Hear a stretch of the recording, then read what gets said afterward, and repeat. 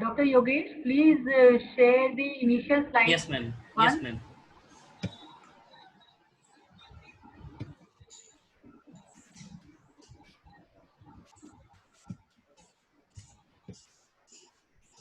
Just a moment, ma'am.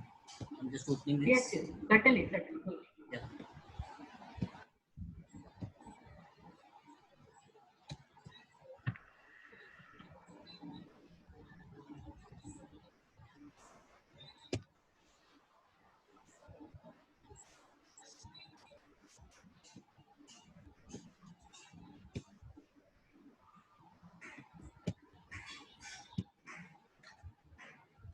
Okay, ma'am. It is visible.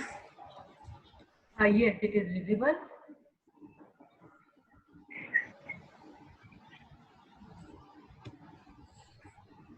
So again, my home internet went away.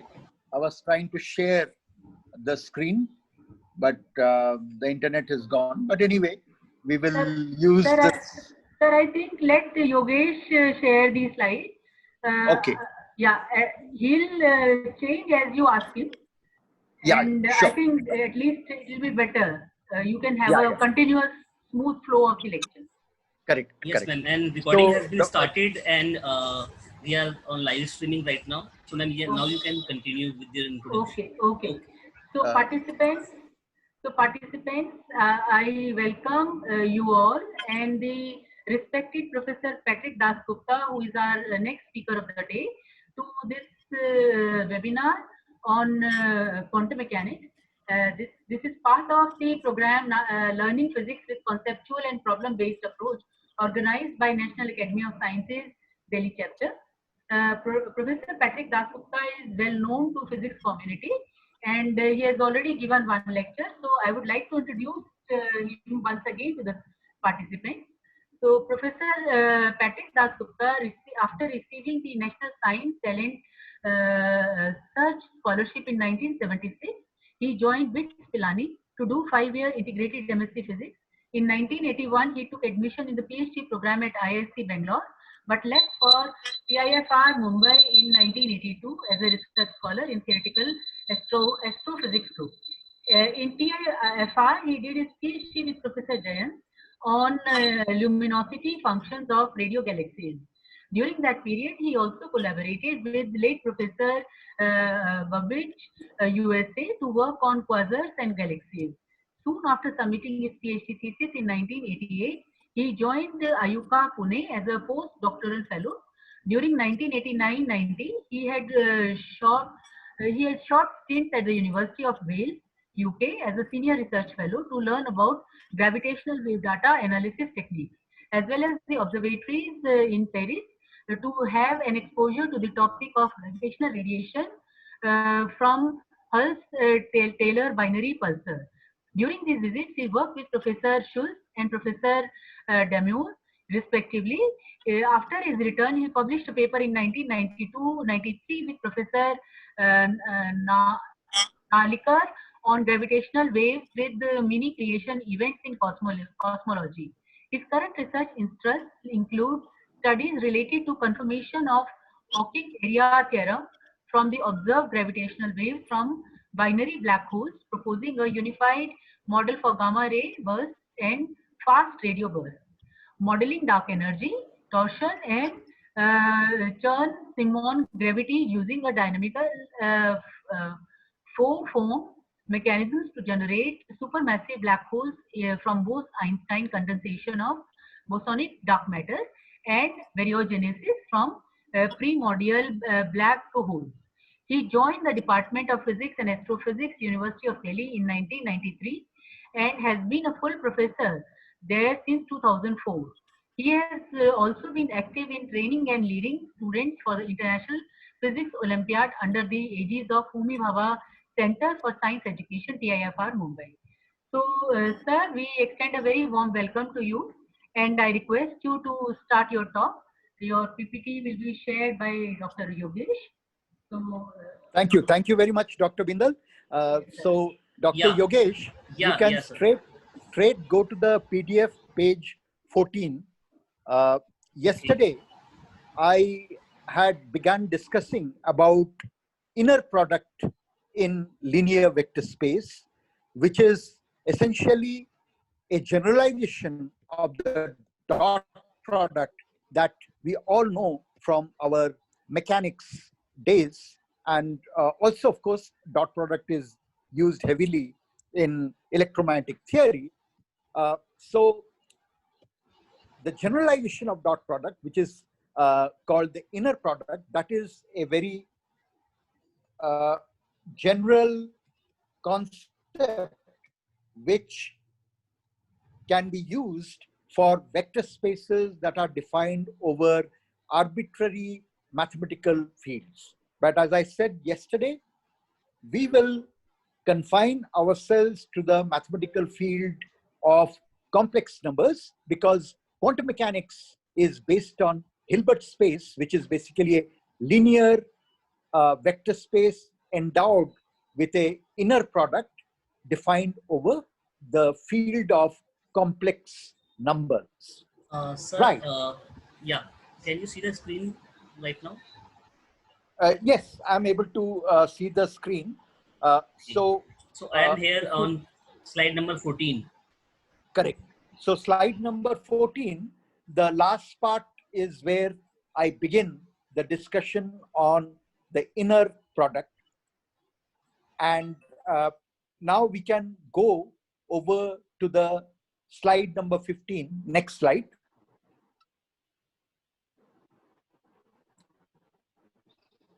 Right. So inner product basically, as I mentioned yesterday, is a mapping from V cross V to complex number, where V is the linear vector space.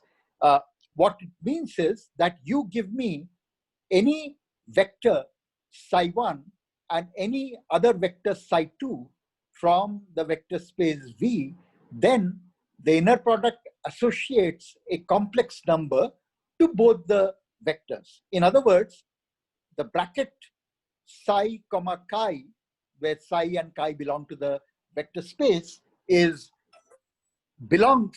nothing but a complex number, and it belongs to the whole set of complex numbers. And you can do this for any pair of vectors. All right. So in other words, you can think of the inner product as a vending machine where you put in two coins.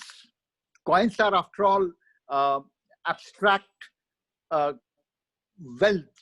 They don't represent, they only are representation of wealth. They don't themselves are eatable or consumable. So this analogy, therefore, is a good analogy. So imagine inner product to be a vending machine where you insert two distinct coins and then you get back a can of juice. Can of juice, of course, is a product which is useful for consumption. But we are now talking about the mathematical inner product, so we have to be very, very precise as to what its properties are. So we will now go to page 16, just to mention that using inner product, we can get the magnitude of a vector, we can get angle between two vectors, and so on. So therefore, inner product indeed is useful in telling us about directions of vectors. So Dr. Yogesh, can I go to slide number 16? Right. So here we are.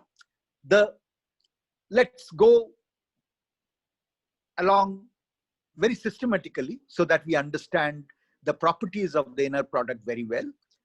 For every ket psi and every ket chi that belongs to the linear vector space V, the inner product, starting with ket psi comma ket chi, of course it's a complex number, but it's such a complex number that inner product ket psi comma ket chi is complex conjugate of inner product ket chi comma ket psi. In other words, if you switch the order of the vectors in the bracket, then it picks up a complex conjugation. All right. Now you might wonder, this doesn't happen in regular dot product. Of course, it doesn't happen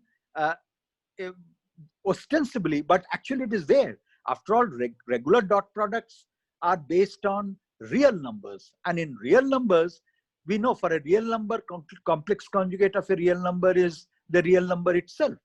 So therefore, dot product is only a special case of inner product when the field is that of real numbers. All right. So let's go to property number 2. In property number 2, we find that if you take any ket psi belonging to the vector space V and take any two vectors which belong to the vector space V, let's say chi1 and chi2, and consider any pair of complex numbers, take the inner product of ket psi with a linear combination alpha 1 ket chi1 plus alpha 2 ket chi2.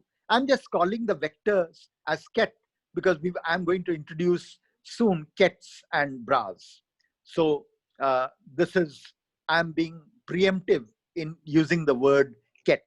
So take the vectors and the inner product ket psi with the linear combination alpha 1 ket chi1 plus alpha 2 ket chi2.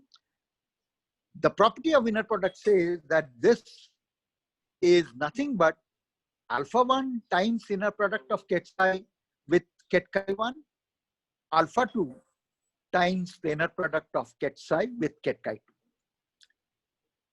Now you can combine the property number 1 and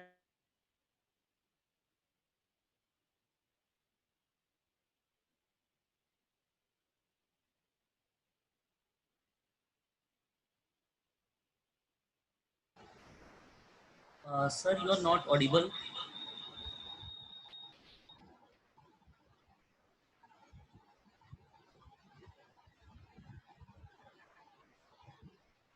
Are you there, sir?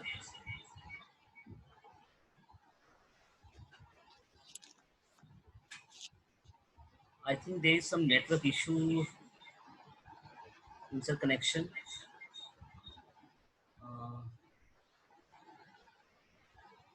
He has left the meeting.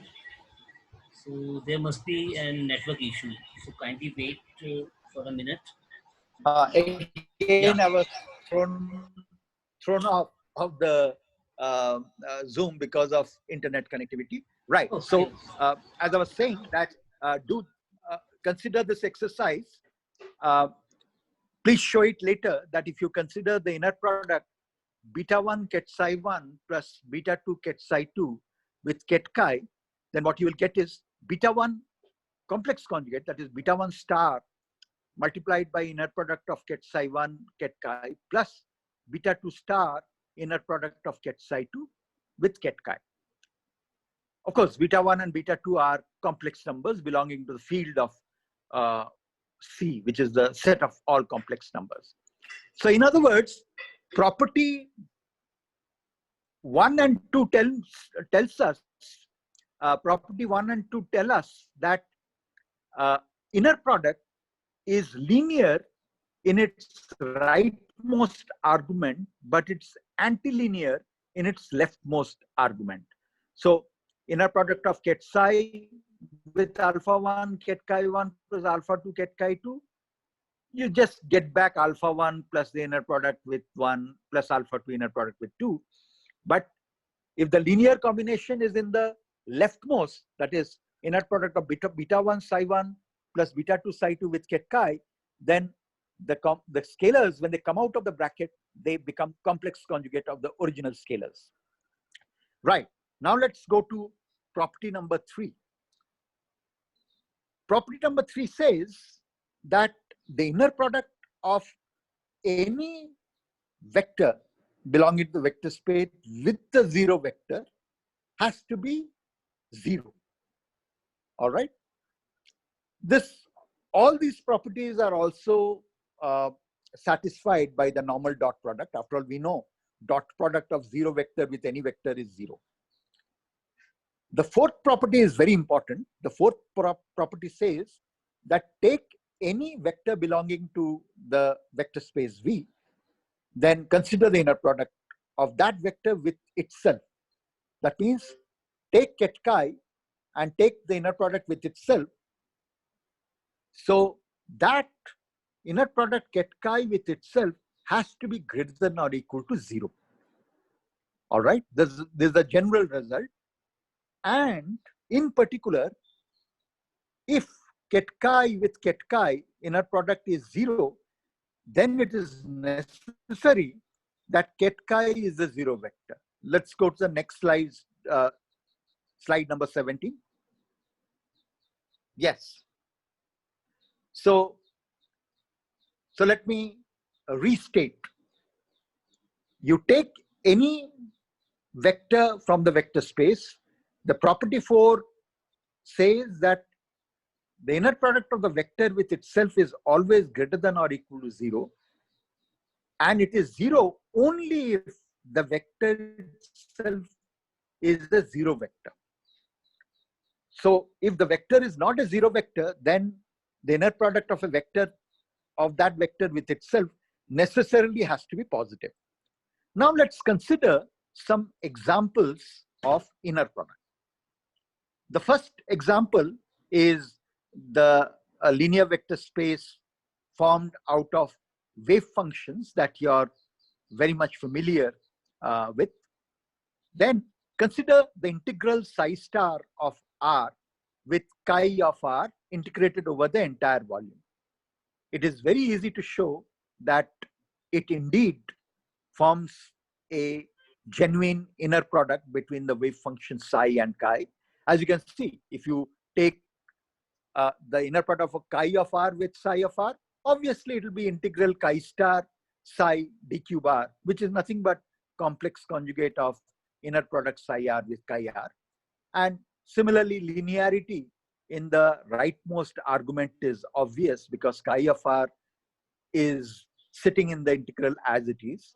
But antilinearity in the leftmost argument follows because in the integral, the first wave function comes with a complex conjugation. And similarly, we know that if inner product of psi R with psi R is 0, it can only happen if the wave function is 0 everywhere in the space. If it is non-zero somewhere, then obviously the integral of mod psi square dq bar always will be positive. Only it has to be, if it is 0, it can be only if psi of R is 0. Similarly, consider another vector space, C4. C4 is nothing but the vector space of all 4x1 column vectors having 4 entries, and each entry has complex number. So consider 2 such column vectors, U equal to alpha 1, alpha 2, alpha 3, alpha 4, and V equal to beta 1, beta 2, beta 3, beta 4. Can I go to the next slide, slide number 18? Right. One can easily verify the inner product of U with V defined as star beta 1 plus alpha 2 star beta 2 plus alpha 3 star beta 3 plus alpha 4 star beta 4.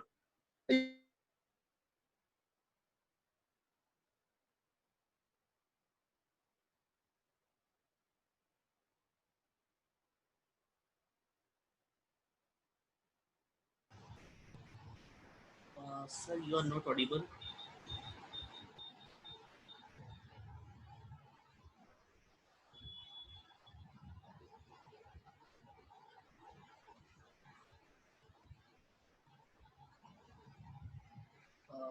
Participant, kindly be patient.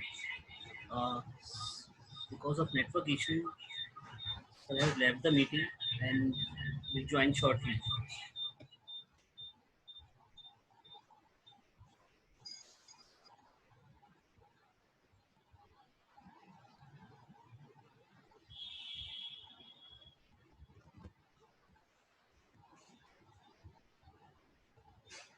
Yeah, again, I was thrown out. Am I audible? Yes, sir, perfectly audible. please Yeah, continue. yeah. And So sir, this will keep happening. sorry for interrupting you, sir. Would you like to take question in between or Oh yeah, the yeah, of last? course. If there are any Because questions, yeah. yeah, there is a one question in the chat box from Akshita Goyal. She's Okay, sure. asking, does the defined inner product also follows all property of dot product like Cauchy-Schwarz inequality? If Oh yes, yes. if In fact, yes, that is an yeah. exercise. I will soon give you that exercise. From the properties of the inner product, you can prove the Schwarz inequality, which says, but before that, I have to introduce the idea of norm. So just have a little bit of patience. I'll come to the Schwarz inequality. Right. So coming back the top line of this slide, which is the definition of the inner product between two column vectors u and v, it is obvious that it satisfies all the four properties of the inner product. In particular, you can see that if u comma v is 0, it can only happen if alpha 1, alpha 2, alpha 3, alpha 4 are all 0, and beta 1, beta 2 are all 0. So u comma u is 0. So I'm saying that take u comma u equal to 0. Here u comma u will be nothing but mod alpha 1 square plus mod alpha 2 square plus mod alpha 3 square plus mod alpha 4 square. And this can be 0. Obviously, for non-zero, it is positive. But this can be 0 only if all alpha 1, alpha 2, alpha 3, alpha 4 are 0.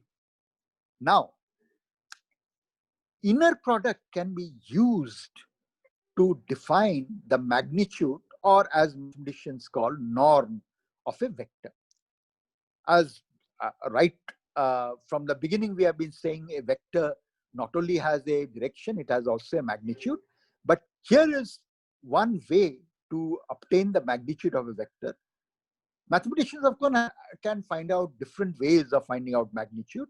But if you have inner product defined over a linear vector space, you can use the inner product itself to obtain the norm of a vector. And here is one way to obtain the norm of a vector. So supposing you have ket psi, a vector belonging to the vector space V, then norm of this ket psi is defined to be square root of inner product of ket psi with itself. Again, as you can see, this has been generalized, the idea of dot product itself. But you might ask, but now we are talking about a vector space over complex numbers. How do we know that square root of inner product of ket psi with ket psi is defined? The answer is very easy. Ket psi with ket psi, first of all, is always real. How does it come about? It comes from property 1 itself. Property 1 says ket psi with ket psi must be complex conjugate of ket psi with ket psi. Any number which is complex conjugate of itself must be real. So reality is established. And from property 4, we know that inner product must satisfy the condition that ket psi inner product with itself has to be greater than or equal to 0. And square root of any quantity which is greater than or equal to 0 is perfectly defined, and you take the square root, so it is nothing but absolute value, and indeed it is positive. All right. So this definition of magnitude of the vector, or as mathematicians call the magnitude to be norm of a vector can be defined using the inner product itself. Can I go to slide number 19? Yes, thank you. Here are some examples of norm. Again, go back to the standard vector space which you have been using again and again, namely the vector space formed by the wave function. You can see that norm of a wave function psi can be computed simply by taking the inner product of psi with itself, which in our case is integral psi star psi dq bar. And indeed, you can use this to obtain the norm of the wave function. Now, let's make a little bit of contact with physics. After all, yesterday I mentioned that Max Born, when he analyzed many scattering experiments, he realized that the physical significance of the wave function is that mod psi square gives you the probability density in the position space. And since we know that the total probability of finding a particle anywhere in the entire universe is always 1, because the particle is after all there, unless it gets annihilated, then of course the situation changes. But a particle that is not annihilated and is conserved, that is there somewhere or other, and therefore the norm must be 1, because integral mod psi square dq bar is the total probability, it should be 1. And hence, in quantum mechanics, we use the normalization condition. We choose a normalization constant in such a way that the norm of a physical wave function is always equal to 1. Now let's go to the linear vector space C4, which is nothing but the vector space formed out of 4x1 column vectors with complex entries. So any vector belonging to C4 will be a column vector alpha 1, alpha 2, alpha 3, alpha 4. And again, the inner product induces a norm. So in particular, the U and V vectors we were talking about earlier, you can find that norm of U is nothing but square root of summation mod alpha I square, I going from 1 to 4. Similarly, norm of the vector V is nothing but square root of summation I going from 1 to 4 mod beta I square. And again, you can see all the properties are trivially satisfied for the norms as well. Now, as the question had been asked considering Schwarz inequality, I will give it to you as an exercise to prove that take any two arbitrary vectors, ket psi and ket chi, belonging to a linear vector space, take their inner product and take the absolute value. Then you can prove that this is always less than or equal to the norm of psi multiplied by norm of chi. And those who are already familiar with certain aspects of derivation of Heisenberg's uncertainty principle may have already realized that the derivation hinges on the use of Schwarz inequality. But here I give it to you as an exercise to prove it. It's not very difficult to prove the Schwarz inequality, starting with the properties of inner product. Dr. Yogesh, can we go to slide number 20? Yes, sir. Thank you. Yeah. Using the idea of inner product, as you can very easily guess, we can obtain the angle between any two vectors. So imagine you have two vectors, ket psi and ket chi, belonging to a linear vector space. Then the angle between them can be obtained from the cosine theta. Cosine theta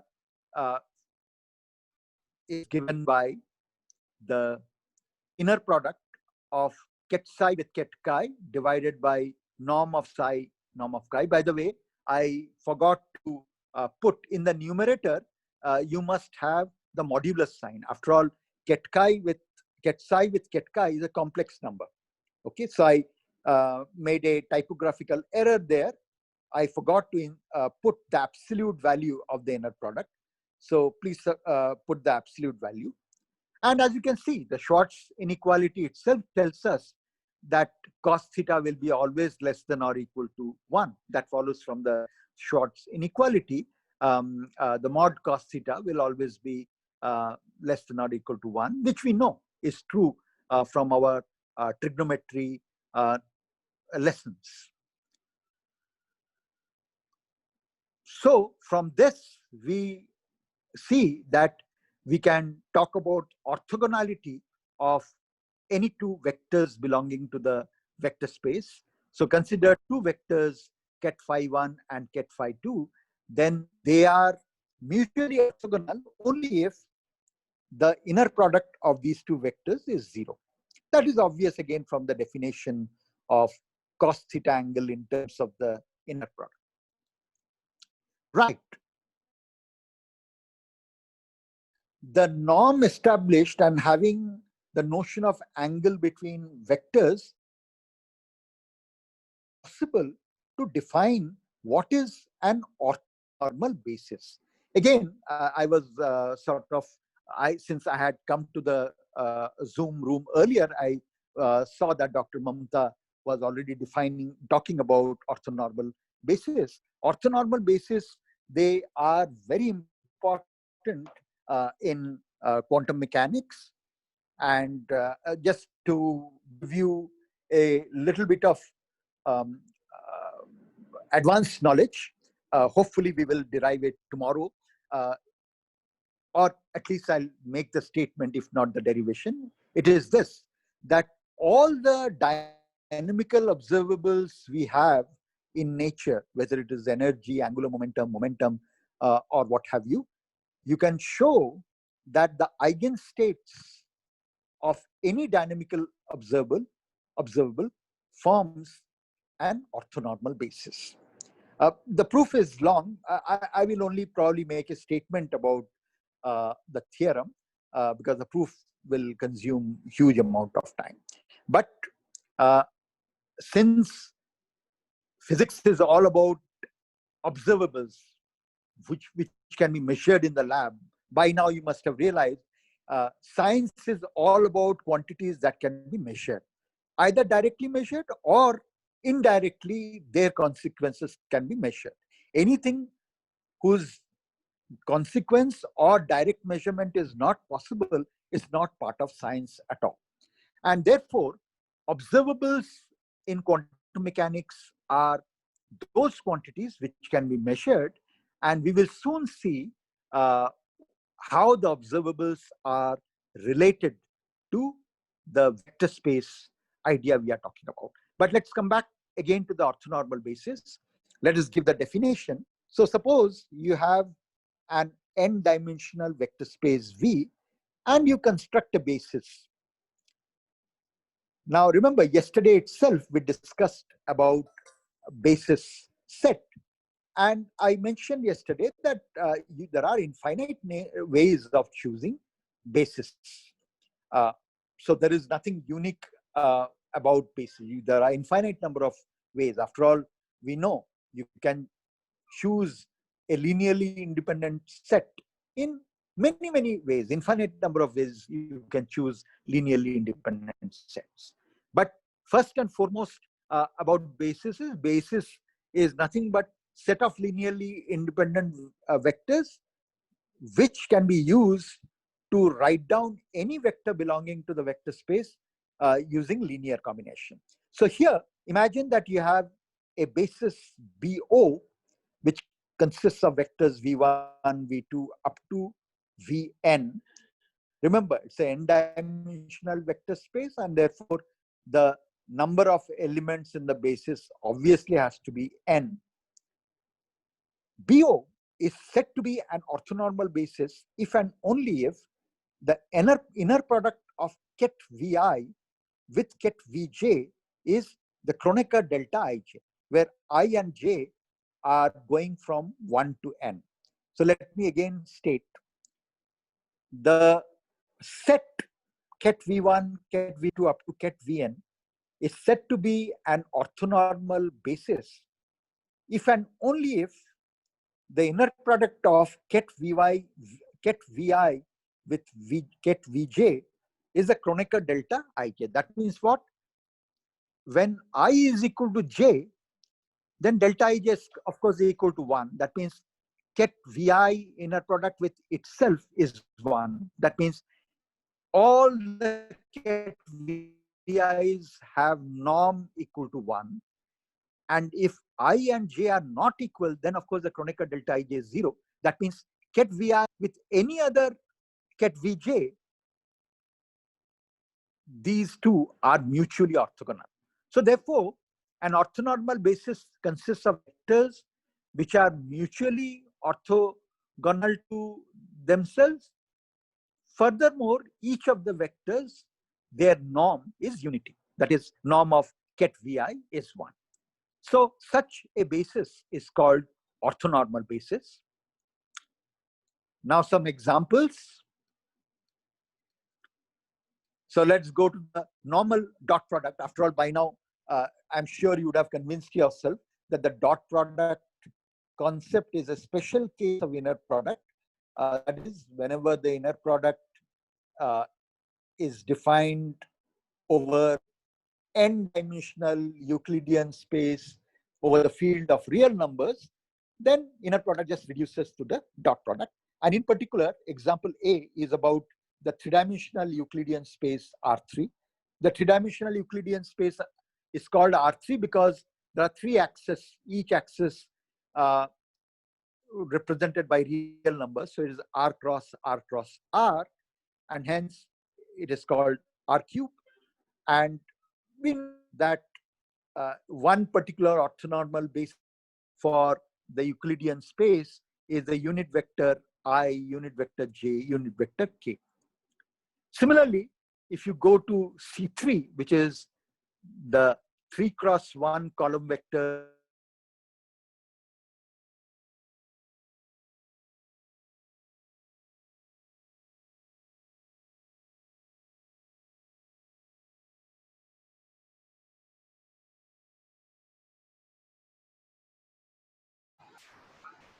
Sir, you are on mute.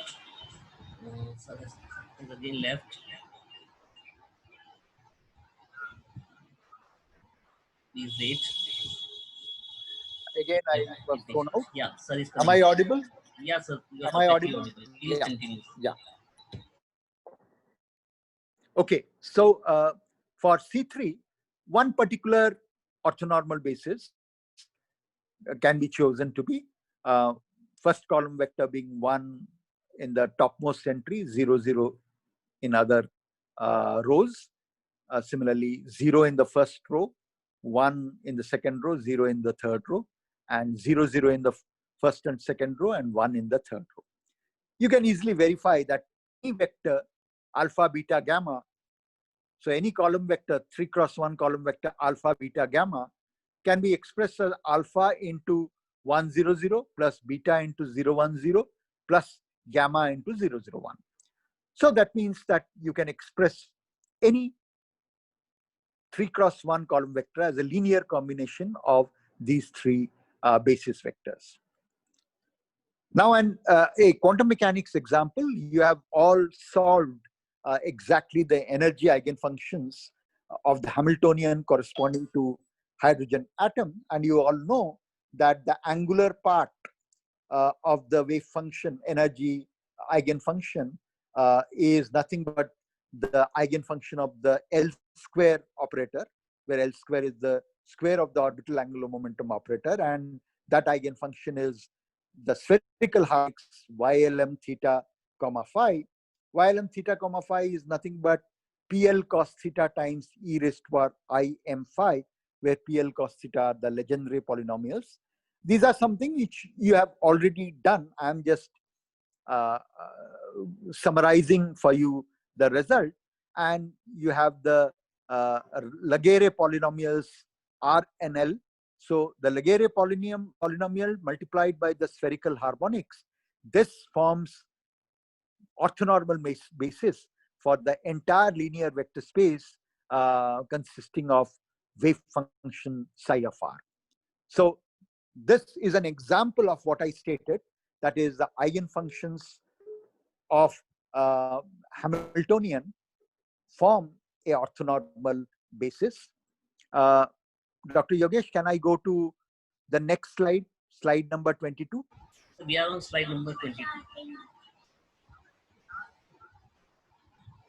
Yeah, so slide number 22, we now consider a very important topic. And this is one topic where we will go slow. We'll try to understand every little bit. And this is the idea of Dirac's bra and ket. The idea is actually very simple. So remember, we have already talked about inner product of two vectors. So take the vector ket psi, take another vector ket chi, and the inner product we are writing it as bracket ket psi, comma, bracket ket chi. What Dirac did was that he realized that after all, I can split the bracket into two. So look at equation number 6. Dirac wrote the inner product of ket psi with ket chi, the angular bracket psi followed by chi with the angular bracket. And now he utilized the fact. Now this is very important. Just know from the property 1 that alpha 1 ket chi 1 plus alpha 2 ket chi 2 is nothing but alpha 1 inner product of ket psi with ket chi 1 plus alpha 2 into inner product of ket psi with ket chi 2. So Dirac, in his notation, therefore, he is saying that the angular bracket psi acting on ket alpha 1 chi 1 plus alpha 2 chi 2 is nothing but alpha 1, that angular psi acting on ket chi 1 plus alpha 2, the angular psi acting on chi 2. Dirac said that, look, this object, because I've split the bracket into two parts, the first I will call bra, the second part I will call ket. The first part, which angular bracket starts first, followed by psi and the vertical line. This object I will call as a strange abstract object called bra. And the inner product is nothing but this bra acting on a ket chi. So in other words, let's go back. So this is a very important. So remember, it is playing around with the notation and from the property of the inner product, arriving at a notion which is fundamentally very novel. And Dirac, throughout his life, he kept on doing it. He had a fantastic sense of mathematical beauty, and he would pull mathematical ideas from nowhere and apply to physics and get astoundingly beautiful result. Like, for example, how when he tried to take the square root of the Hamiltonian and got into negative energy and spin-half particle, or using a non-singular vector potential to talk about magnetic monopoles, or using a time-dependent Newtonian gravitational constant to talk about a different kind of cosmology. Dirac was a master of using abstract mathematical ideas but applying it to the physical world in a very novel manner. Introduction of bra is an illustration of it. So let's go very slowly. So what is Dirac doing? Dirac is writing the inner product of ket psi, a vector with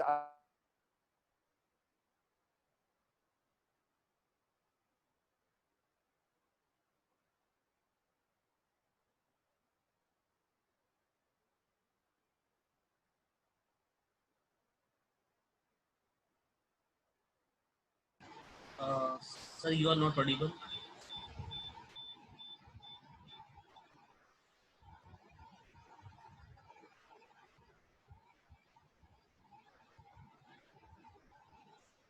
Kindly be patient. Sir will come back shortly. Yes, he is here. Yeah, again I was thrown out. Am I audible now? Okay, sir, you are audible. Please continue, sir. Yeah. This will, with the probability, quantum mechanical probability, I'll continuously get thrown out of the. I hope I'm not permanently thrown out, but I trust quantum mechanics that I'll not be permanently thrown out. Okay. Yeah. So as I was saying, that so Dirac used this idea of writing the inner product with angular bracket, and he took the first part as a strange kind of animal called as brassi, and interpreted the inner product as this brassi acting on the vector ket chi to produce a complex number. What is that complex number? This complex number is nothing but the inner product of ket psi with ket chi. So what Dirac is therefore doing is that from the inner product of ket psi with ket chi, he is abstracting out a brassi out of the inner product. So brassi is a strange animal, and brassi acts on ket chi to give nothing but the inner product of ket psi with ket chi. So earlier people were thinking that inner product can be thought of as a product between two vectors. Dirac, with his notation, is saying, no, I can also interpret it. I can interpret the inner product as a strange animal called brassi acting on ket chi to produce my inner product. So this is a new interpretation. And you can think of the bra, it's, I will give it to you as an exercise to prove that set of all bras themselves form a linear vector space. So this vector bra can be thought of as an abstract machine that eats up an abstract vector like ket psi or ket chi and regurgitates out a complex number.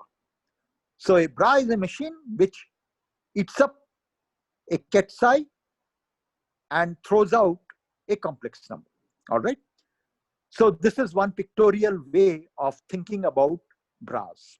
But by this time, we must have realized, well, all these nice pictorial words for memory's sake or for the purpose of creating interest is fine, but one has to be very, very precise in physics and mathematics. So let's go into the properties of these bras. The first property is every bra, let's say bra phi, can I go to slide number 23?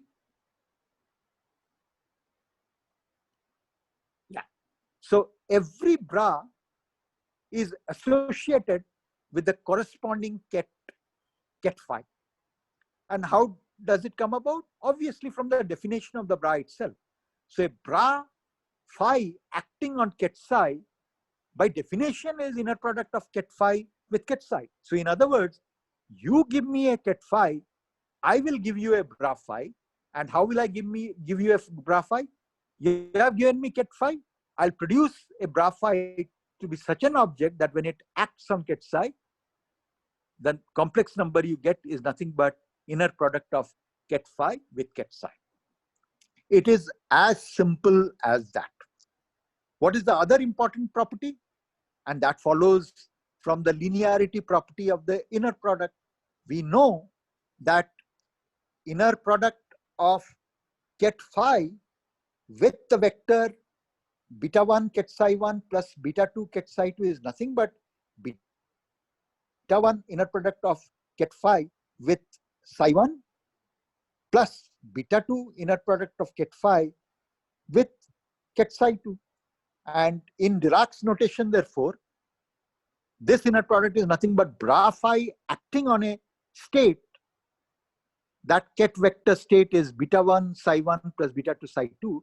And using the linearity property, we know that the bra phi acting on beta 1 ket psi 1 plus beta 2 ket psi 2 is nothing but beta 1 bra phi acting on ket psi 1 plus beta 2 bra phi acting on ket psi. So in other words, the bra phi object is a machine that is linear in its action on kets. So bra phi, of course, is something that acts on the ket psi, but it acts as a linear object. Mathematicians call such objects as linear functional. So mathematicians define something called a linear functional. A linear functional is nothing but a mapping from vector space to field F. Of course, in our case, the field F is the field of complex numbers. So mathematicians define linear functional as a mapping from the vector space to the set of complex numbers. And bra clearly is an example of a linear functional. And it's linear functional because of this linearity property which we have just outlined. Are there any questions regarding bra? Because very often students who are getting exposed to ket and bra vectors, they have a lot of questions regarding these concepts. So this is the right time to pause. If there is any question, you can ask. Yes, sir. There is a question from Anurag Mishra. He's asking, please explain again bra and ket. I think he's confused in the term bra and ket. Please explain again bra and ket. Okay. Yeah. So let's go back.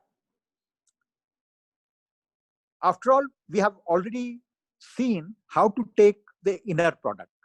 So you take any vector, let's say ket phi belonging to the vector space V and ket psi belonging to the vector space V again. So we know how to take the inner product of ket phi with ket psi.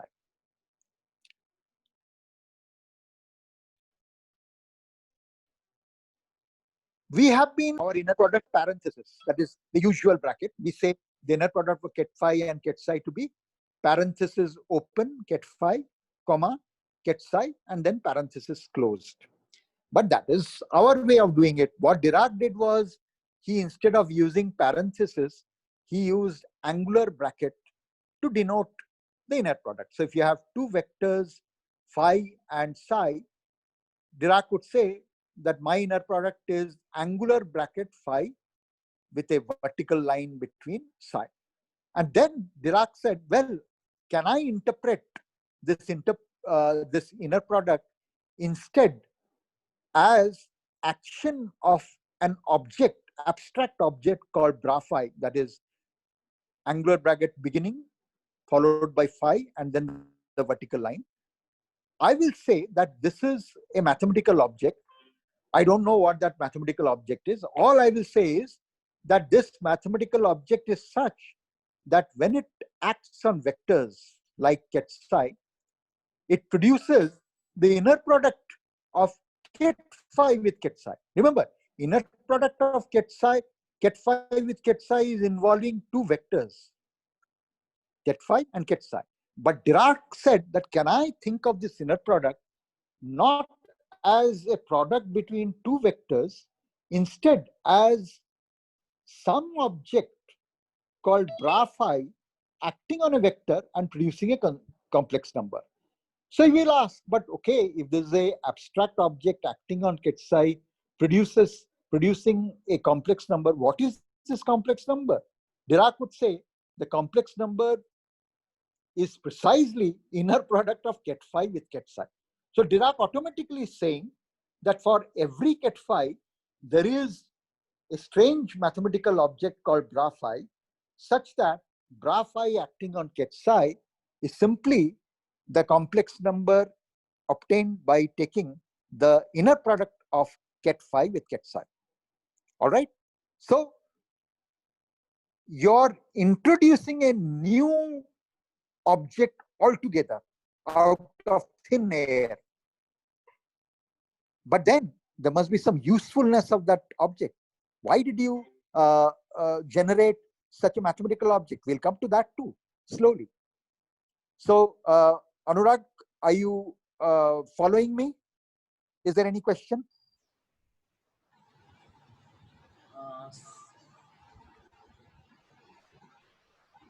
Yes, sir. If there's any question, you can ask me further. He understood, sir. All right, all right. Okay, but sir.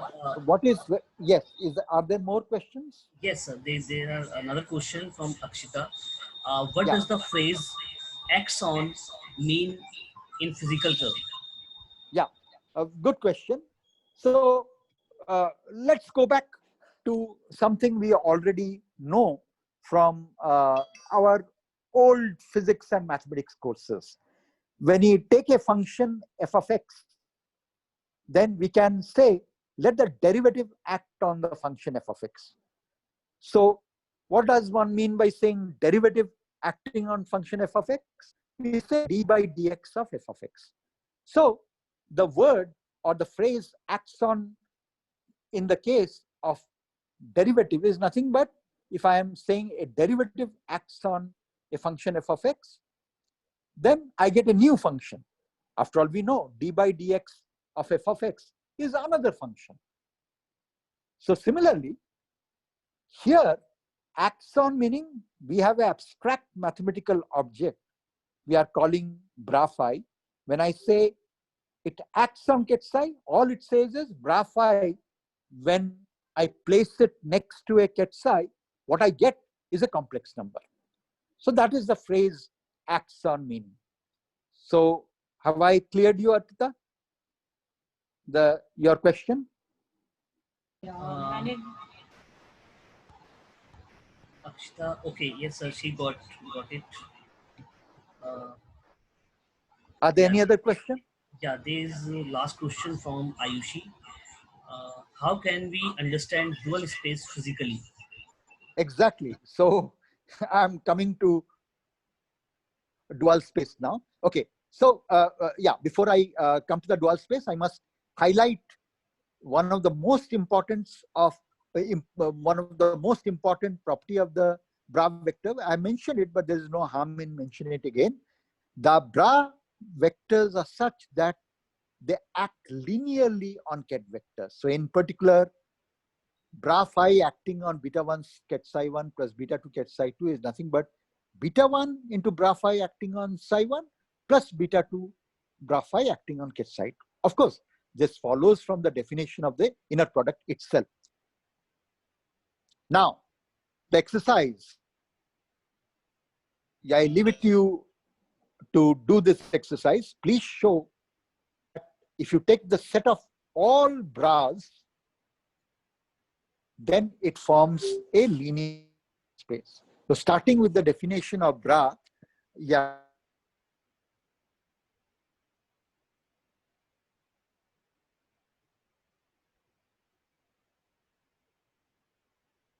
Yes, after all, zero vector is there, and zero vector inner product with any ket psi, we know from the properties of inner product, is always zero. So therefore, the zero vectors, its bra is nothing but the so-called zero bra. All right. Now, I will confine myself to dual vector space for quantum mechanics, but the mathematicians have much more generalized definition of dual spaces, because they also have dual spaces, spaces in differential geometry, etc.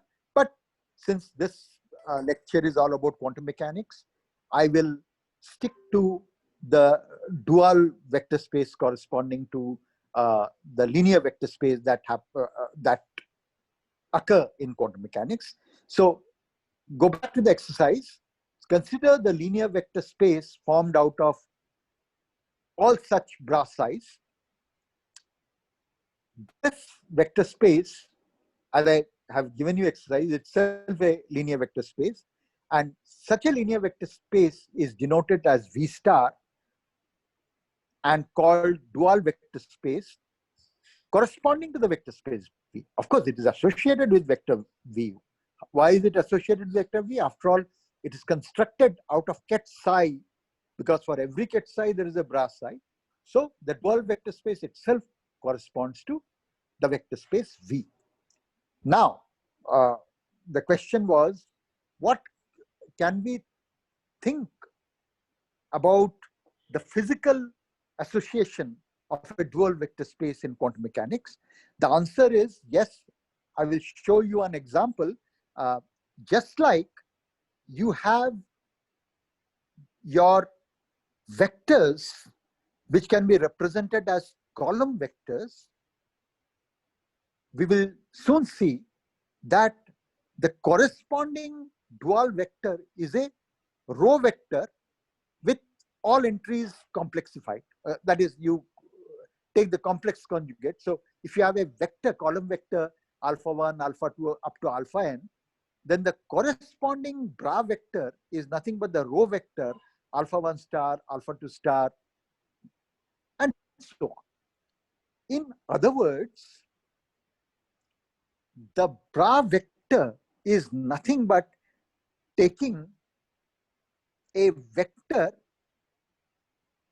After all, you know how to take the adjoint of a vector. What you do is transpose the vector and take the complex conjugate. This is something you have been doing when you have learned matrices, how to take the adjoint of a.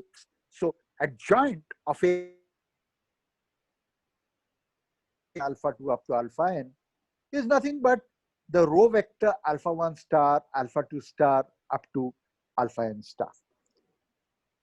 So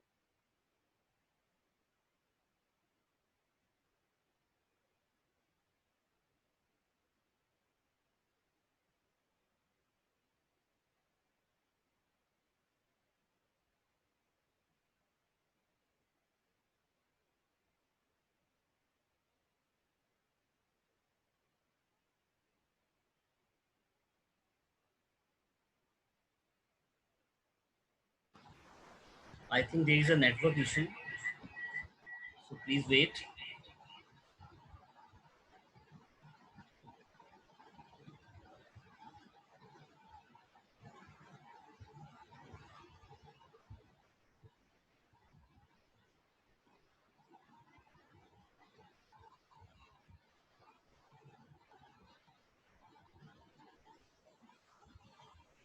Yes. again, I was thrown out of Zoom. Am I audible now? Yes, sir, you're audible. Yeah. So to complete what I was saying, the one way to see the usefulness or significance of bra vectors is that, as we will see, that you can always choose a basis in which any linear vector can be written down as a column vector, and therefore the bra vector corresponding to such a column vector is nothing but adjoint of this column vector. In other words, you make complex conjugation of the entries and make the column vector a row vector. Okay, so let's come to the examples of bras, and the question was at the right moment because precisely the same example I'll give you. So consider the linear vector space C4. C4 is nothing but, can I go to slide number 24? Yes, sir, we are on. Yeah. So consider the space of all 4x1 complex column vectors, which is called C4. And of course, it's a linear vector space. And consider two vectors, U and V. U is alpha 1, alpha 2, alpha 3, alpha 4. And V is beta 1, beta 2, beta 3, beta 4. Then we, of course, know that this is something we have already encountered before.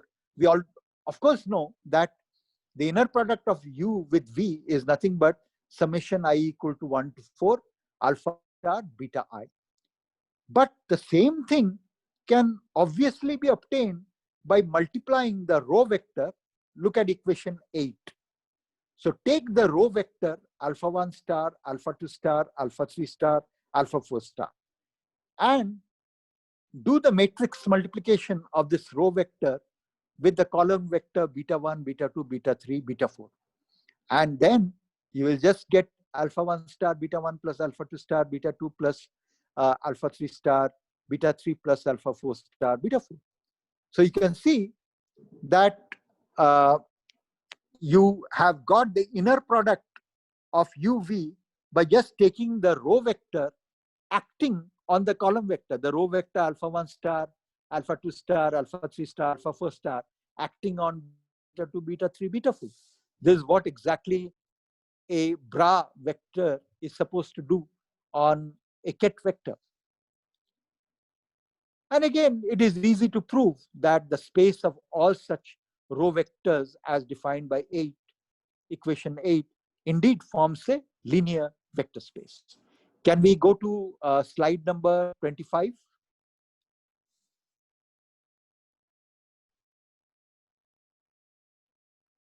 Right.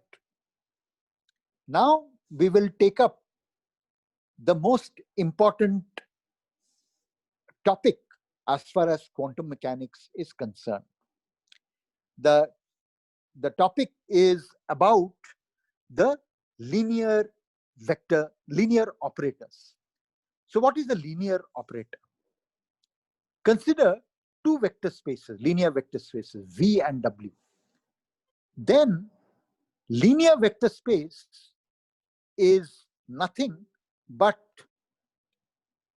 a mapping from the vector space V to the vector space W. All right. And in an elaborate manner, what this is telling you is that if you take the vector, one moment, I'm just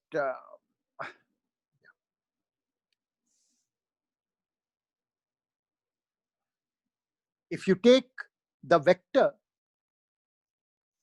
ket psi, any vector ket psi belonging to the vector space V, then the linear operator acting on ket psi is an element of W.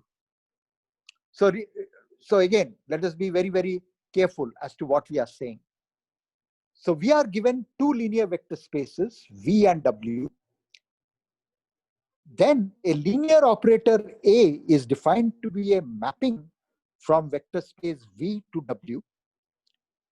And what does this mapping do? It takes any ket psi belonging to the vector space V and associates a vector which belongs to vector space W. Remember, A acting on ket psi is not an element of V. It is an element of W. But then there are two very important properties a linear operator must satisfy. And what is it?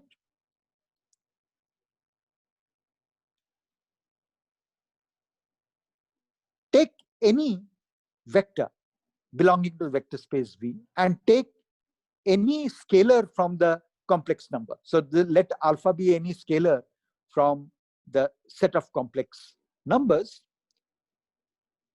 The linear operator must satisfy the following, that after all, V is a vector space. If ket psi is an element of vector space V, then alpha times ket psi is an element of vector space V.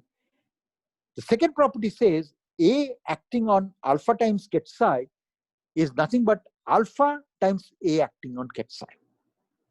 All right. So physically what it means is that if I have a vector and another vector which is twice the original vector, then A acting on twice the original vector is twice A acting on the original vector. So this is what the second property is asking to be satisfied. Third property is, let us take any two vectors ket psi 1 and ket psi 2 belonging to the vector space V. All right. Because V is a vector space, if ket psi 1 and ket psi 2 belongs to vector space V, ket psi 1 plus ket psi 2 also belongs to the vector space V. All right. Therefore, the third property demands that a linear operator acting on ket psi 1 plus ket psi 2 will be linear operator acting on ket psi 1 plus linear operator A acting on ket psi 2. So second and third properties essentially is elaborating on the linear nature of the mapping. Again, the examples are something which you have encountered again and again. The first example, I suddenly realized that other examples have not been put in the PDF mode, but doesn't matter. They are something which you are already familiar with, so I can talk about them just in words. Well-known examples are the differential operator grad and Laplacian operator grad dot grad. These are operators you're familiar with from your electrodynamics course themselves. But in standard wave function approach quantum mechanics, you know that grad can act on the complex wave function psi of r, del square can act on complex wave function psi of r, and these are linear operators. That is, grad acting on alpha psi of r will be alpha grad acting on psi of r. Similarly, Laplacian operator del square acting on alpha psi of r is also alpha Laplacian operator acting on psi of r. So linearity is trivial to establish for these operators. What are the other operators that you're familiar with? I think, let me check. Yeah, slide. Yeah. So if you go to the next slide. So other examples are, consider the complex vector space Cn. Cn is nothing but the vector space formed out of n cross 1 column vectors with complex entries. What can you imagine a linear operator to be for this space? Obviously, n cross n matrices. We know that when any n cross n matrix, and the entries in the matrix can be any complex number. So take any n cross n complex matrix, then it can act on a column vector alpha 1, alpha 2 up to alpha n. And by the procedure of matrix multiplication, n cross n matrix multiplied by n cross 1 matrix, you know what are the entries. You will get another column vector. So indeed, it's a linear operator because if I take alpha into, any other complex number c into alpha 1, alpha 2 up to alpha n and a matrix act, the c will simply come out and the matrix will act on alpha 1, alpha 2, etc. Now, you see, that is the power of mathematical abstraction. Now I will argue the bra phi ket phi bra chi is actually a linear operator. Now see how a mathematical imagination of Dirac gives us a very weird kind of a linear operator. So consider the following strange animal constructed out of ket phi followed by bra chi. I will argue that this object ket phi bra chi is actually an operator. Why is it so? First of all, if it is an operator, then if it acts on any state ket chi, it must produce another state. By the way, this linear operator is between the vector space V to V. All right. From now on, when we talk about linear operators, we will talk about linear operator, which those are mapping from vector space V to itself. We'll not consider separate vector space. After all, in quantum mechanics, the linear operators will only act on the space of physical states, which is the Hilbert space, and take them to the same Hilbert space. So let's come back to the example C. Oh, I have made a typo. It's not D, but example C. So example C is, I will argue that the object ket phi bra chi is actually an operator. Why is it so? Because ket phi bra chi acting on ket psi is nothing but ket phi bra chi acting on ket psi, but bra chi acting on ket psi is nothing but inner product of ket chi with ket psi, which is a complex number beta. So in other words, what this tells you is the object the object ket phi bra chi acting on ket psi is nothing but a complex number beta multiplied by ket phi, where the complex number is nothing but bra chi acting on ket psi, or in other words, inner product of ket chi with ket psi. All right.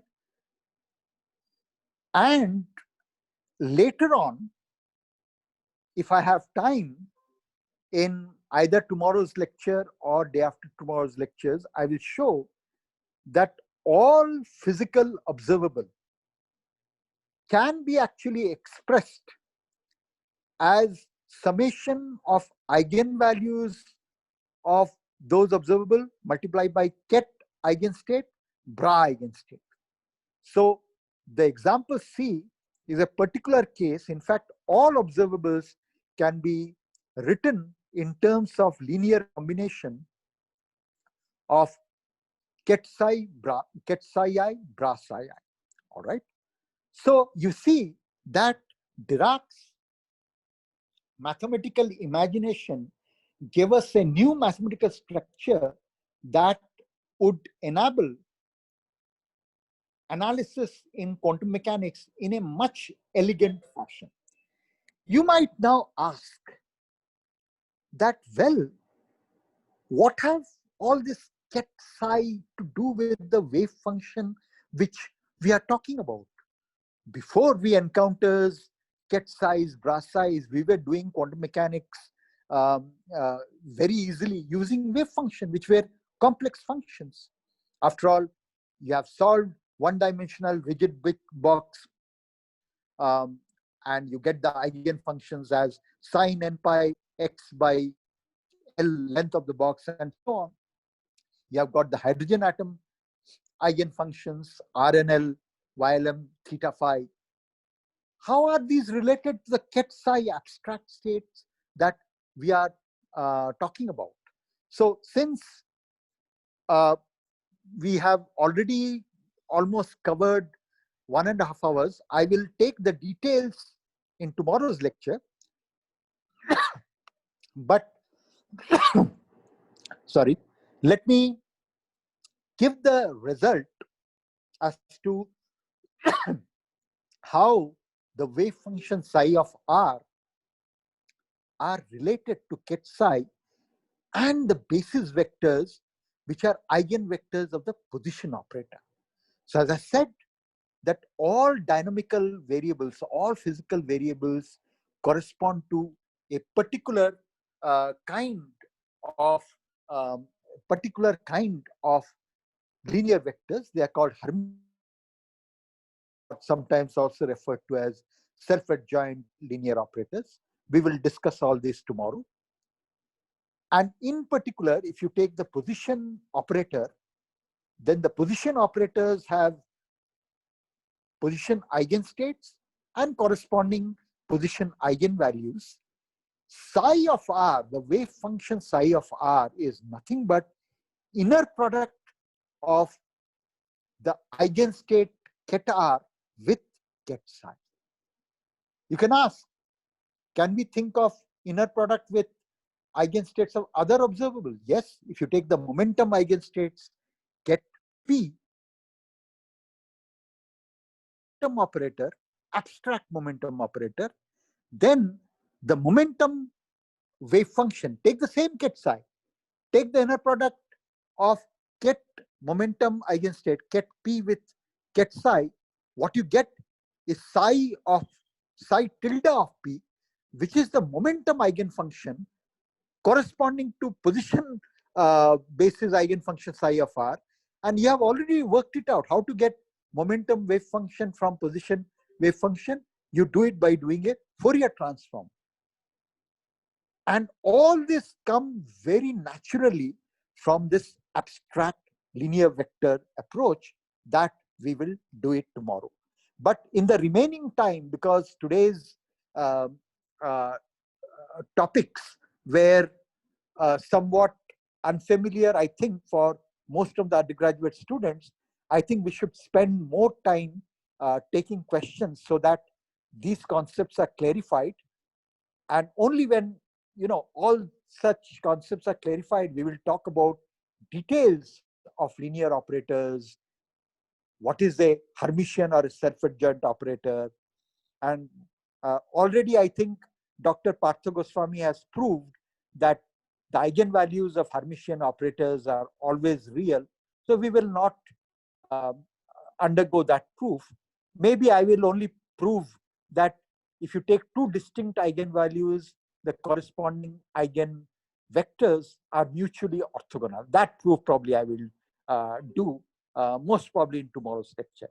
But I would suggest that we have a lengthy question answer series now.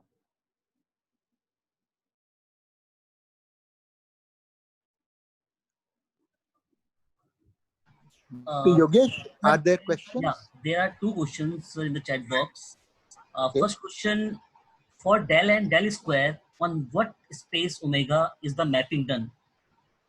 Yeah, so as I said, the mapping in the example I took, the mapping is the linear vector space of wave function. So V is the linear vector space of the wave function, and W is the same vector space. W is also the vector space of complex wave function. So del and del square act on complex wave function to produce another complex wave function.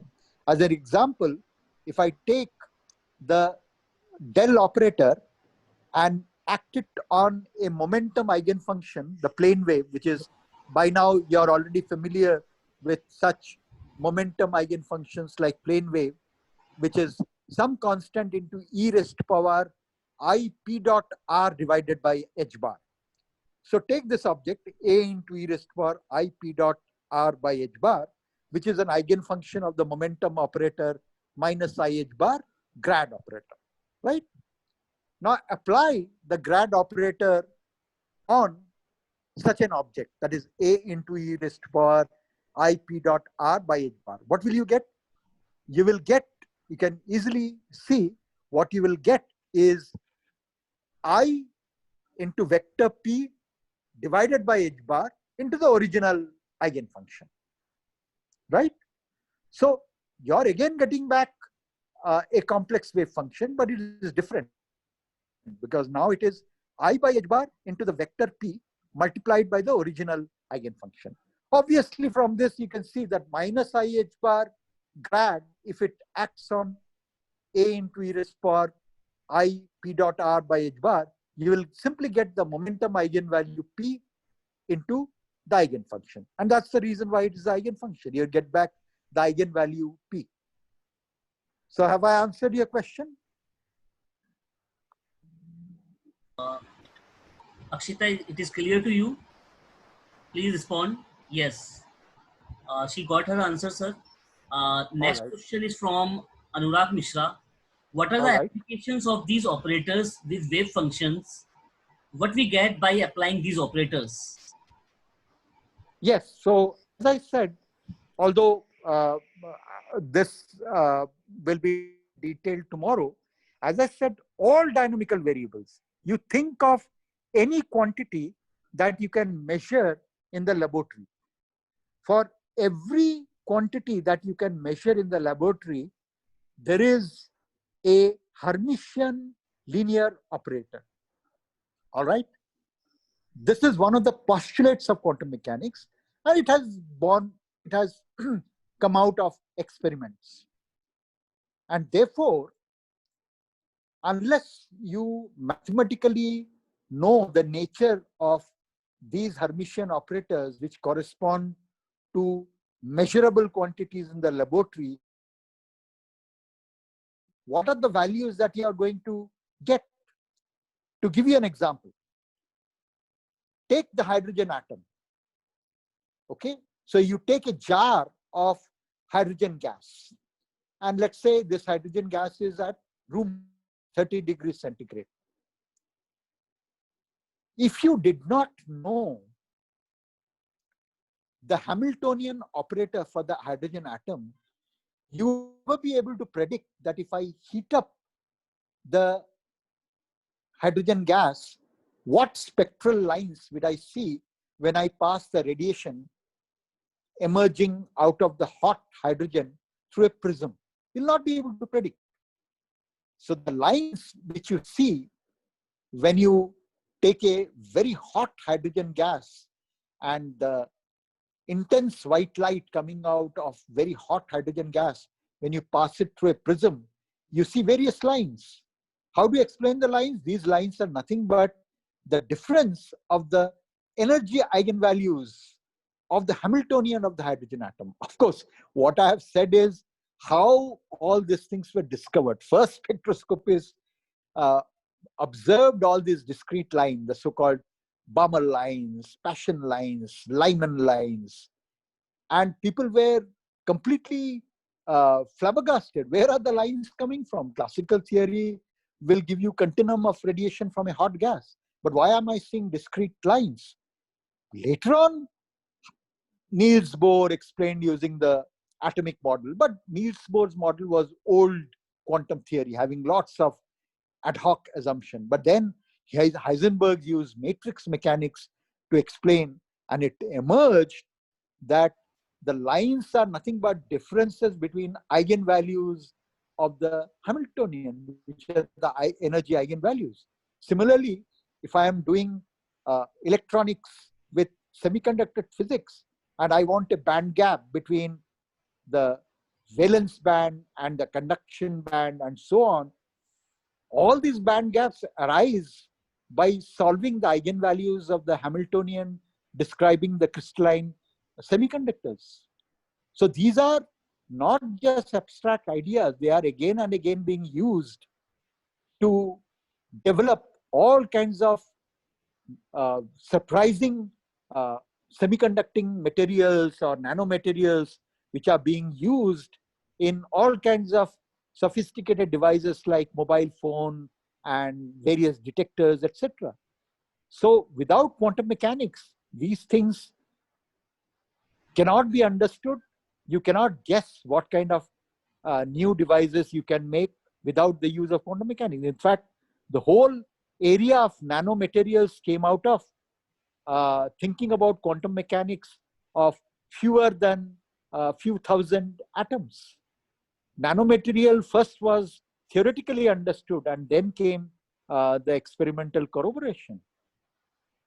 And we are now waiting for second and third revolution that is going to change human civilization, namely the emergence of quantum computation, where your bits will not be just 0 bit and 1 bit, but you can superpose ket 0 bit with ket 1 bit and so on. And similarly, teleportation of states. One can teleport a quantum state from here to another place almost instantly. By the way, all these, they don't violate special theory of relativity, because you're not transferring physical material. You're just transferring an idea of a state from one place to another place with almost instantly. So these are going to be practical soon. But right now, theoretical work has already been showing bright and surprising result. And it is only going to be few years from now when experimentalists will achieve it. So if you think that all these are mathematical and have no applications, then clearly that is not the case. Sir, I think he has understood his question. Next question is from Anudeep. Which interpretation of quantum mechanics do you subscribe to? But that's a, okay, let me tell all the other students what the problem is. I had alluded this problem to yesterday even. As I said, that Schrodinger equation is a deterministic equation. It takes the wave function of a particle and it evolves it in a deterministic fashion, because the solution you get by solving the Schrodinger equation, I h bar del by del t of psi equal to Hamiltonian operator acting on ket psi.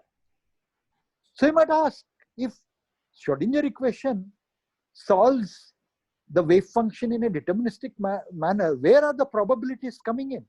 After all, measurement, when you take a quantum system and you measure it, what is measurement? Measurement is nothing but a measuring apparatus interacting with the quantum state. But any interaction is conveyed by a Hamiltonian operator. So even measuring apparatus probing a quantum state is nothing but through a Hamiltonian, and therefore the combined state will evolve according to the Schrodinger equation, and it should evolve deterministically. Why should there be a probability? And as Schrodinger had given a picturesque description of this process of measuring apparatus interacting with a quantum system in using his famous cat paradox. Imagine cat is the measuring device which is linked with a quantum system which can be in two states. And let's say the two states are ket1 and ket2.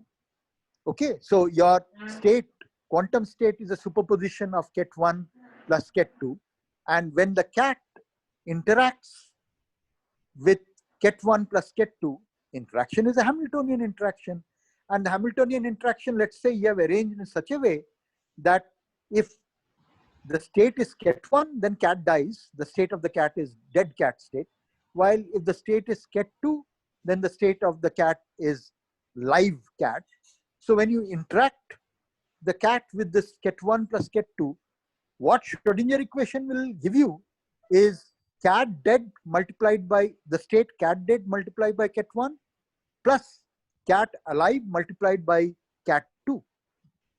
But in the real experiment, you don't see this entangled superposition. What you see is either cat is dead and the state of the quantum system is ket1, or cat is alive and the state of the system is cat2. I could have shown you the picture because I'm not able to share the file. All these are part of my file, but maybe in this. So I hope she got her answer. Sir, there is a last question from Abhiram.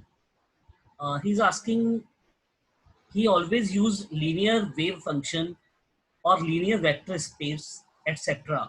Does the nature gives always linear wave function?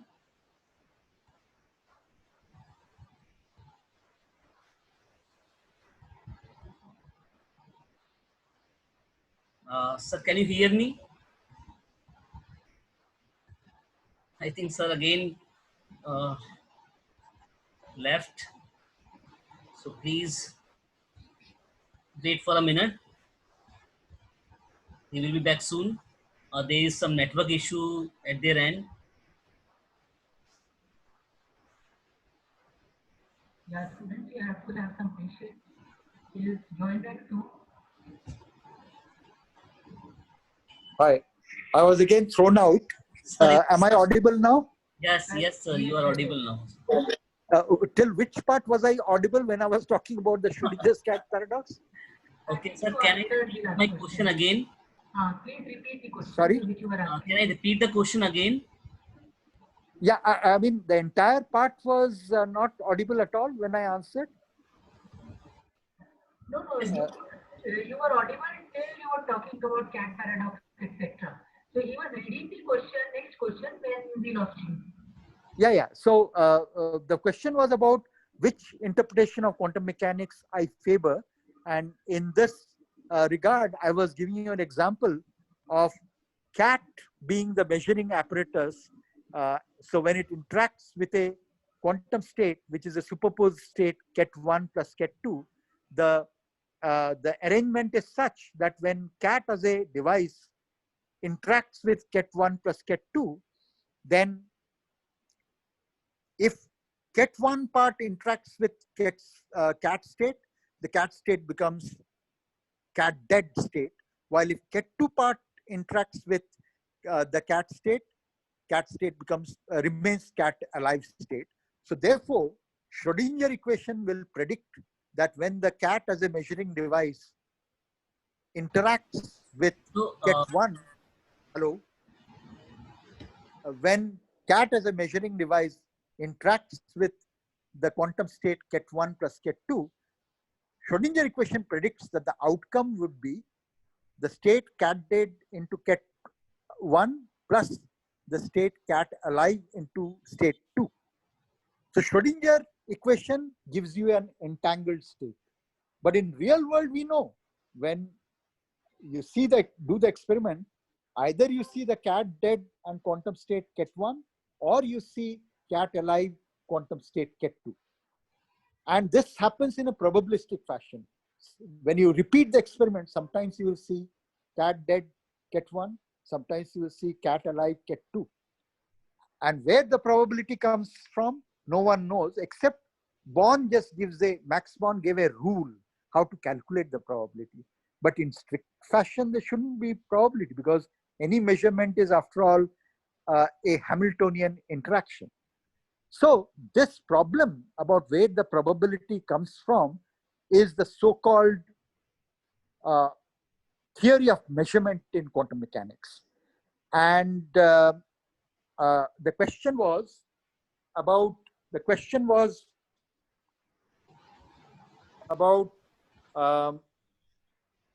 I don't want the visual. The question was about, because the visual thing eats up the bandwidth, I'll again be thrown out. So the question was about which interpretation I favor. I actually favor the many world interpretation, which says that every time there is an interaction, the Hilbert space states get split up. So you have infinite number of copies of the world. So when I'm doing the cat experiment, I'll be in a different world where I'll see the cat is alive, state is 2. There'll be another copy of mine which will see cat is dead and the quantum state is ket 1, and so on. But as everyone knows, the jury is still out. More than 100 years have passed since the birth of quantum mechanics. Great physicists like Einstein, Bohr, Heisenberg, Schrödinger, many people have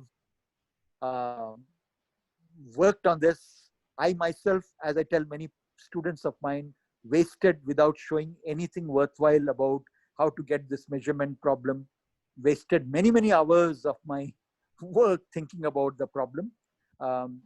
And the jury is still out. One really doesn't know what causes this probability.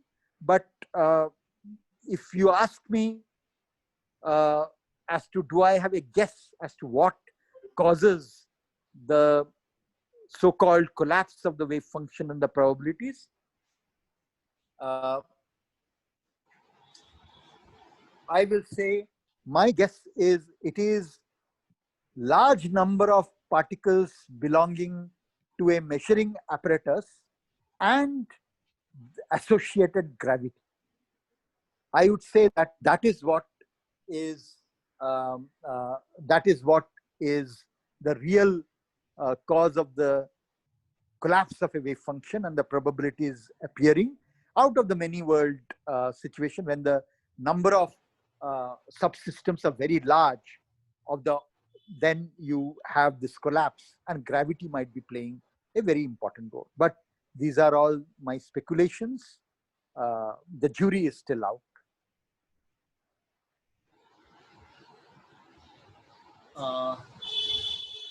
So I think it is clear. Next question is from Abhiram. He's asking, we always use linear wave function or linear vector space, etc. Does the nature gives always linear wave function? Well, there is a series of papers that was written by Steven Weinberg in, I think, 90s, where he said that, look, linearity, how good is the linearity in quantum mechanics? And you introduced a parameter to check whether at some level there is a non-linearity. It's an important question, because maybe it is some tiny non-linearity which is causing this probabilistic outcome. After all, in classical dynamical theory, we know non-linearity can lead to chaos, and chaos can lead to unpredictability. So if there's a tiny non-linearity that is introduced, could that explain collapse of wave function into probabilities? But Weinberg's work were collated with a lot of experiments. The precision with which linearity works is phenomenal. So to great precision, we can say that quantum mechanics is based on complete linear vector space with unitary evolution of the wave function according to Schrodinger equation. Have I answered your question, Aviram?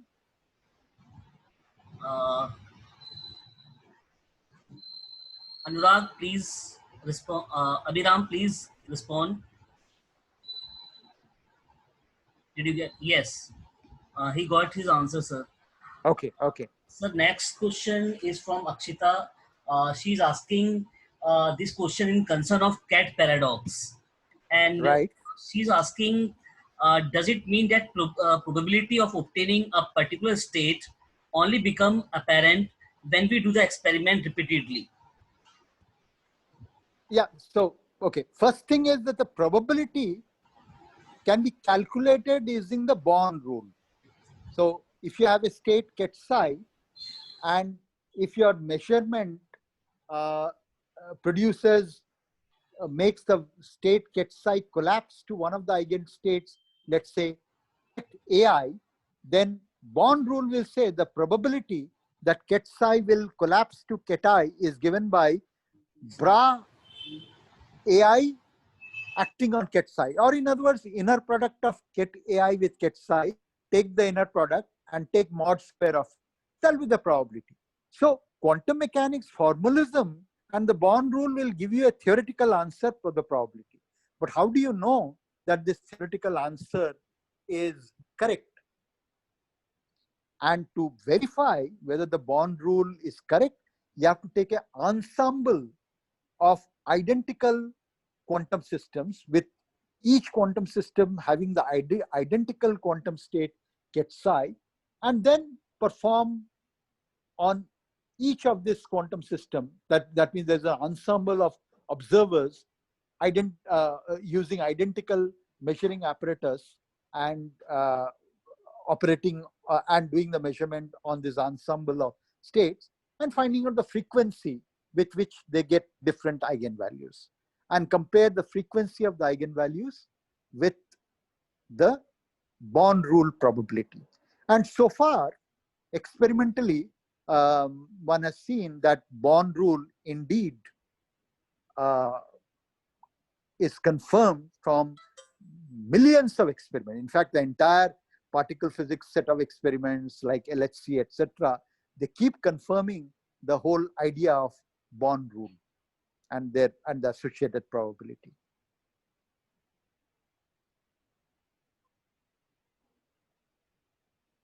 Have I answered your question, Akshita? Yes, sir. She replied. She got her answer. There is a next question from Arya. Is time-dependent perturbation based on linear or non-linear wave function? No, there is nothing called, no, wave functions are neither linear or non-linear. Linearity is associated with the operator and how the system evolves. Whether you take time-dependent or time-independent perturbation, the whole of quantum mechanics is linear.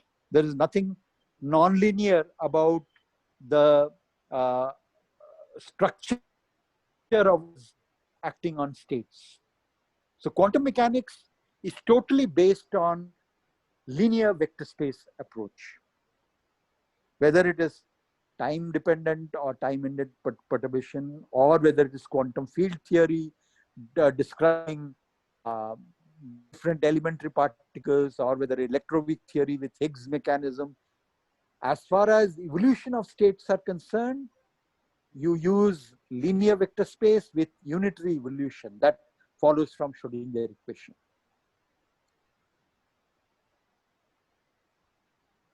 Have I answered you, Alia? Yes, sir. She understood and got her answer. Sir, I think this is the last question of this session from Vara Lakshmi. Okay. If nature gives linear wave function, whatever I must again correct. There's nothing called linear wave function. You have a linear wave vector space. Sir, wave function is only a member of linear vector space. Okay. Should I repeat, sir? Yeah. Please repeat the question.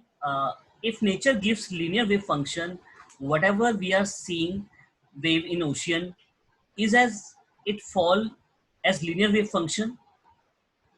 Sorry, whatever, I missed out the middle part. Can you repeat the question, please? Sir, whatever we are seeing waves in ocean, yes, is as it fall as linear wave function. Wait a minute. See, the waves in the ocean, they are classical waves. They are made out of much more than Avogadro number of quantum systems.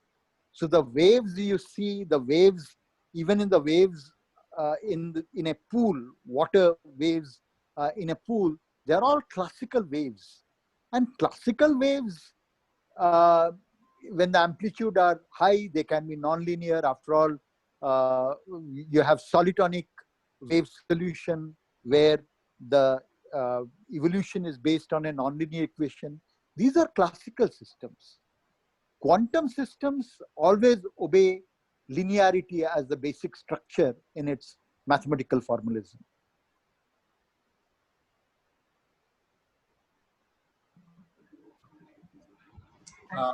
Okay, sir. That was the last question, no?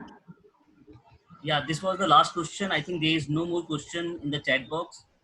And thank you so much, sir. You have handled all the queries very well. So now I request to Pushpa ma'am. Yes, sir. So thank you so much, Patrick sir, for giving such a nice talk. Dr. Pushpa. Such a nice talk. You have always explained the concept so well. So thank you so much for giving this talk, and we look forward to more talks from you. You're welcome, Dr. Bindal. Yeah, sir. I'm very happy that both of you coordinated the lecture so well. Thank you, sir. Thank you so much. Okay, participants. So I'm sure you must have enjoyed this talk. So Dr. Yogesh, please stop the recording. And sir, I must say, students are writing appreciation comments in the chat box. I think thanks. Sir is very used to really, that. They enjoyed the session. Thanks to all the students. Thanks. Yeah. So shall I end the meeting, ma'am? Please. Okay. Thank you, everyone. Okay, good night. Thank you. Good night, sir. Good night. Thank you so much, sir. I'm just ending the meeting now. Yeah, and we will meet tomorrow. Thank you.